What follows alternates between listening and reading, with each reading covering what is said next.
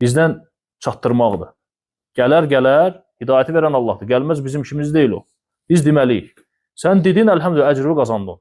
O gəlsə, əlhəmdülillah, onun etdiyi bütün əməllərdən sənə savab gələcək. Yəni, sən ola bilər, gecə yatırsan, o gecə namazına duracaq. Sən dəvət etmirsən onu, gecə namazına durur. Sən yatdığın yerdə savab qazanacaqsın.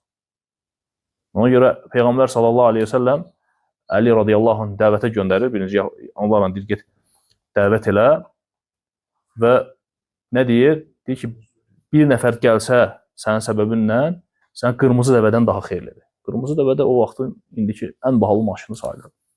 Sanki o maşından sənə daha xeyirlidir. Nəyə görə? Rahat qazançdır da, qardaş. Sən Quran oxuyursan, oxuduğun Qurana görə savab qazanırsan. Öyrətmirsən 5 nəfəri, dəvət eləmirsən, öyrətmirsən 5 nəfəri, hər onların oxuduğu Qurandan sənə savab var. Bəlkə də sən məşğulsan, işdəsən, gücdəsən, onlar etdiyi əməllərdən sənə savab gəlir. Əlhamdülillah.